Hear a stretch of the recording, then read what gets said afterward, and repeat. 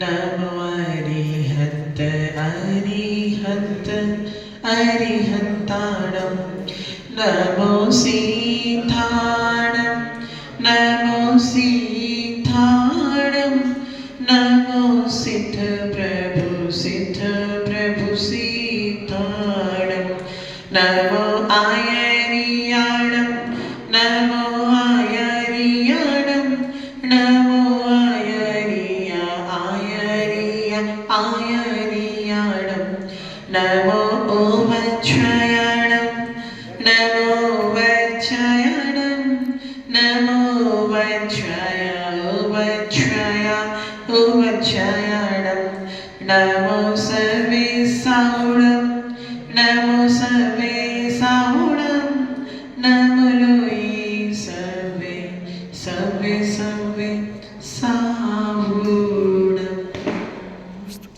जय बोलिए अनंतानंद सिद्ध परमेष्ठी भगवान की जय।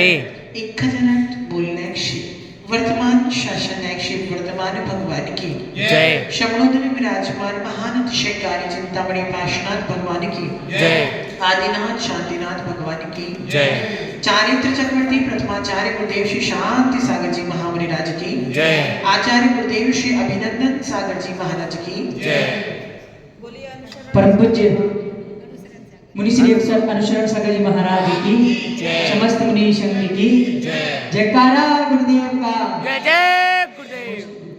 किसी चिंतन विशारद ने एक सूक्ति को लिखते हुए कहा है कि life is all about making priorities, कि जीवन हमेशा प्राथमिकता का नाम हुआ करता है और हम अपनी जिंदगी में अपनी लाइफ में जिन चीजों को प्राथमिकता देते हैं, इंपॉर्टेंस देते हैं, महत्वपूर्णता दिया करते हैं, हमारा जीवन भी उसी दिशा में बढ़ने स्वयं लग जाया करता है।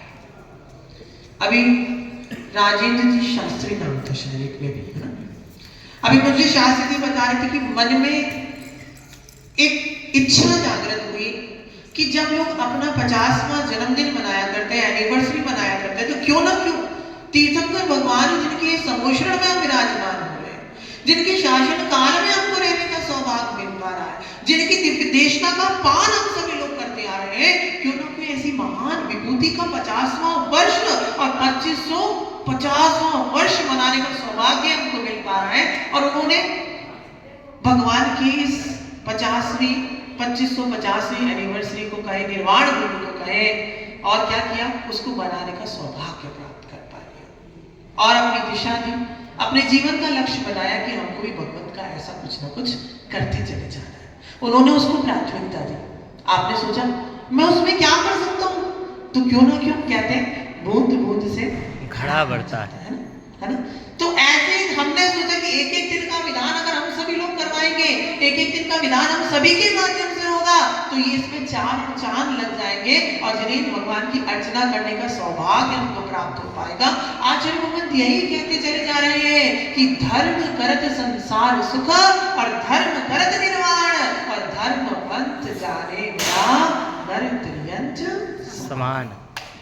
कहना बहुत आसान लगता है ना, सोचना भी बहुत आसान लगता है, लेकिन जब प्रैक्टिकल लाइफ में आता है तो महाराज जी आप ही कर लो जितना गर्म होना है, हम तो महाराज अपने घर पर बहुत अच्छे से बैठे ज्ञानी आत्मा सबके साथ यही होता है। और यदि धर्म का उपदेश इतना सरल होता, यदि धर्म का उपदेश इतना सबकी आत्मबोध हो रहा होता, तो मैं गारंटी के साथ कहता हूँ ये संसार अब तक खाली हो गया होता। लेकिन हमारी कथनी और हमारी करनी दोनों में बहुत बड़ा डिफरेंस है। जब तक महाराज के प्रवचन सुनते हैं, जब तक गुरु की सन्निधि में रहते हैं, जब तक गुरु के सानिध्य में रहते हैं, तब तक ऐसा लगता है ज्ञानी कि हे भगवंत अभी की अभी महाराज आपका प्रवचन सुन के ऐसा लग रहा है कि अभी की अभी पीछे आदि करो, आदि आपके हाथ में रखो और आदि हमारे हाथ में देखो। लेकिन जैसे ही मंदिर के बाहर निकलते हैं तो एक कहावत चलती है, खरबूजे को देख के खरबूजा रंग बदलता है। जैसे ही मंदिर के बाहर निकले तो महाराज जो तुम्हारी पीछे रखो और हम चले अपने देश के लिए। क्यों? क्योंकि हमारी घरवाली का फोन हमारे पास आने लग रहा है। एक बार की बात है, मैं रात को भैया वृत्ति करवा रहा था, एक बार 2-4 भैया लोग बैठे थे, जैसे भैया वृत्ति करते मैं तो साइलेंट मूड पर था और वो वाइब्रेशन मूड पर था, कुछ ना कुछ बोले ही चला जा रहा था, कुछ ना कुछ सुनाते चला जा रहा था। इतने में सुनाते सुनाते क्या उसके फोन की घंटी बजी और जैसे ही घंटी बजी उसने एक बार फोन को साइलेंट कर दिया, फिर वापस फोन की घंटी बजी, फिर मोबाइल को साइलेंट कर दिया। तीसरी बार जब फोन की घंटी बजी तो मैंने कहा कुछ ना कुछ तो बात है। मेरी निगाह भी एकदम आंखें बंद थी, मैंने फौरन उसके फोन पर लिखा न पड़ी तो मैंने देखो उस पर एक शब्द लिखा था जान। क्या लिखा था? जान। मैंने कहा ज्ञानी आत्मा इस जान का फोन उठा ले, नहीं तो तेरी घर जाके जान निकाल के रख देगी, इसलिए इसको बता दे कि महाराज के पास बैठा हूँ। यानी भगवान आचार्य भगवत हमेशा कहते हैं जब जब मैं धर्म करने के लिए जाऊंगा, जब जब मैं कुछ अच्छा करने के लिए जाऊंगा, कोई ना कोई मेरे पीछे टांग खींचने वाला अवश्य मिल जाएगा। आज तो हम लोग थके आ रहे हैं और कहते हैं जब हमारे घर पर कोई मेहमान आता है तो क्या करते हैं? गरम गरम चाय और ठंडा ठंडा, बोलो ना, पानी, बोलो ना, अच्छे से बोलो, प्यार से। क्या करते हो? जब घर पर मेहमान आता है तो गरम गरम चाय और ठंडा ठंडा पानी परोस दिया जाता है, लेकिन संत जब हमारे पास में आता है तो ठंडा और गर्म पानी नहीं बल्कि उसके सामने माइक रख दिया जाता है, महाराज सुनाओ, लग जाओ काम पर, तुम तो आए हो इसीलिए आए हो संसार में। तो ज्ञानी आत्मा कोई बात नहीं, क्योंकि सबको पता है संतों का उपदेश जो होता है, संतों के माध्यम से जो दिव्य देशना मिलती है वो हमारे आत्म कल्याण को साक्षात करने वाली होती है। और संत तो चौकीदार का रूप हुआ करते हैं। किसका रूप होते हैं? चौक, बोलो ना। चौकी। आप लोग पीछे वाले के मुंह में दही जमा हुआ है शायद, इसलिए सर्दी का समय चल रहा है और सर्दी के समय में सबसे ज्यादा पत्ती की सब्जियां ज्यादा आने लगी। पालक आएगा, बथुआ आएगा, मेथी आएगी, XYZ कितनी सारी सब्जियां आ जाती है। और पराठे खाने का आनंद भी सर्दियों में सबसे ज्यादा। और पराठे का कॉम्बिनेशन यदि किसी के साथ बैठता है तो दही के साथ बैठता है। देखो हमारी माता जी बोली कि यदि पराठे का कॉम्बिनेशन बैठता है तो दही के साथ, लेकिन सबसे बड़ी समस्या होती है कि सर्दी में दही जल्दी से जमता नहीं। तो पीछे वाली इतनी औरतें बैठी थी, इन सब ने सोचा चलो पराठे के साथ दही तो खाना है, तो क्यों ना क्यों एक काम करते हैं। मुंह में बहुत गर्मी होती है भाई, जितनी गर्मी मुंह के अंदर होती है उतनी गर्मी कहीं नहीं होती है। इन्होंने चलो एक काम करते, जितनी देर मंदिर जाके आएंगे मौन से बैठ जाएंगे, तो दूध भरा जामुन दिया और आके मंदिर में बैठ के कहीं महाराज कह रहे बेटा बोल बोल बोल, नहीं बोले, बोले इसलिए नहीं बोले महाराज पतिदेव ने कहा था दही के साथ खाना, कहीं बोल देने का बाद दही की छाछ ना।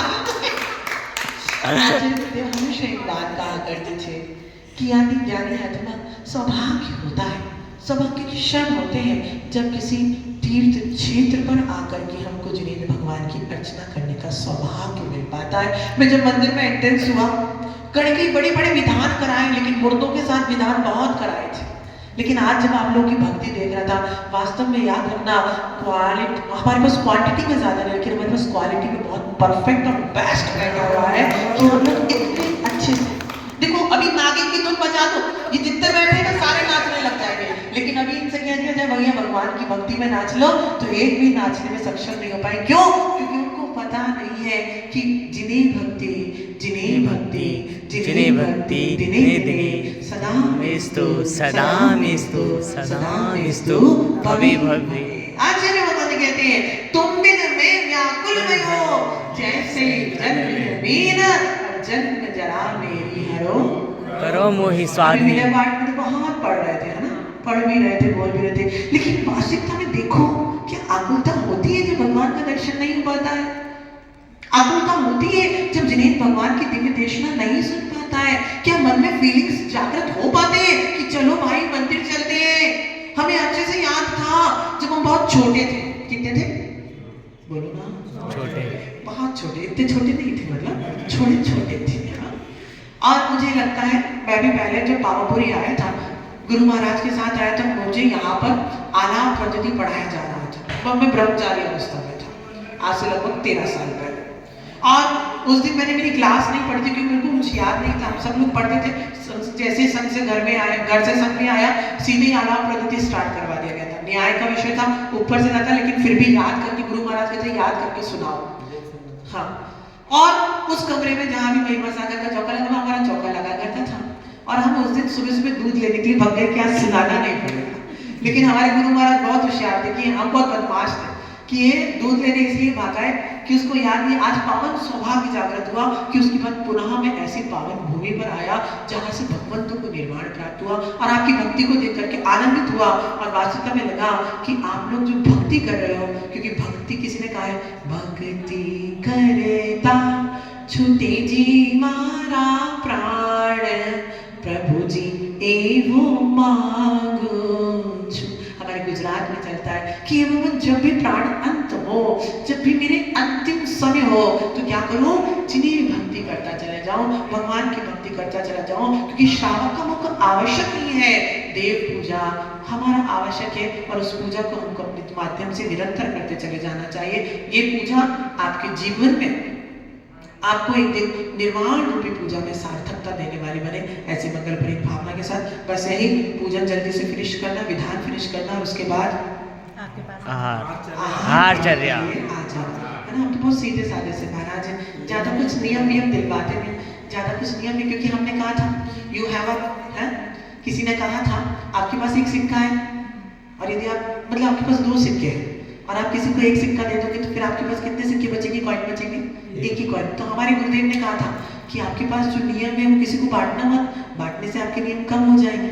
हमारे गुरुदेव कहते थे एक एग होता है, अंडा होता है, देखा है आप सभी लोगों ने, यदि एग को फोड़ दिया जाता है तो उसमें से एक जीव का मरण हो जाता है। सुनिए जय राकेश राजेंद्र जी, यदि अंडे को फोड़ दिया जाता है तो एक जीव को मरण हो जाता है, और वही अंडा जब स्वयं से फूटता है तो एक जीव का जन्म हो जाता है। हमको फोड़ना नहीं, जबरदस्ती नियम नहीं दिलाना, मार मार के तो मुसलमान बनाया जाता है, हमको तो चैन बनाना है, हमको तो श्रावक बनाना है, उसको इतना प्रेम दो। हम लोग कैसे घर छोड़ के आ गए, ना घर में खाने की कमी थी, अच्छा बिजनेस था, सब कुछ अच्छा था, लेकिन फिर कैसे संत बन गए, बस एक गुरु की प्रेम, गुरु की वचनों के माध्यम से गुरु की प्रेम। जब गुरु का वो हाथ सर पे लगता था तो ऐसा आनंद लगता था कि घर के जितने हाथ है वो सब फीके पड़े हुए हैं, जब गुरु ने हाथ रखा है वो हाथ सबसे अमल है, और उस प्रेम का वो उत्साह मिलता है कि हमको धीरे धीरे संत बना दिया करता है। और आज श्री विद्यासागर जी महाराज ने अपने मुखमाटी काव्य में लिखते हुए बहुत सुंदर से, जब उस मुखमाटी को लास्ट एंड कर रहे हैं तो उसमें लिखा है संत की संगति अवश्य करना। बोलो, संत की संगति अवश्य करना। मजा नहीं आया, ऐसा लग रहा है आपको नाचने का मन हो गया है। हाँ तो फिर अच्छे से बोलिए, बोलो संत की संगति अवश्य करना। संत की संगति अवश्य करना। अभी तो बाहर भी आवाज देंगे, बाहर वालों तक तो हमारी आवाज पहुंच जाए। संत की संगति अवश्य करना। संत की संगति अवश्य करना, क्योंकि संत की संगति से, संत की संगति से कोई संत बन पाए ना बन पाए, कोई संत बन पाए ना बन पाए, लेकिन संतोषी अवश्य बन जाया करता है। संतोषी अवश्य बन जाए। देखिए जितनी देर भी हम यहाँ बैठे थे, यदि आप हमारे पास भी आके बैठते तो आप संतोष धर्म, ना घर का टेंशन, ना बीवी का टेंशन, ना जान का टेंशन, ना खाने का टेंशन, ना पीने का टेंशन, सारी टेंशन से विमुख होकर के केवल संत के आचरण में बैठ जाते हैं। और जहाँ संतों का आचरण होता है वहीं पर परमात्मा का निवास स्थान हो जाया करता है। आप सभी का सौभाग्य। बस ज्यादा कुछ तो मुझे आता नहीं है, बस इतना ही सुनाना है। दादू दादू है ना, हम तो बस इतना ही जानते हैं, 2.5 अक्षर प्रेम के बड़े सो पंडित होए। हम तो प्रेम बांटने के लिए संसार में निकले हुए। चलिए पूरे महावीर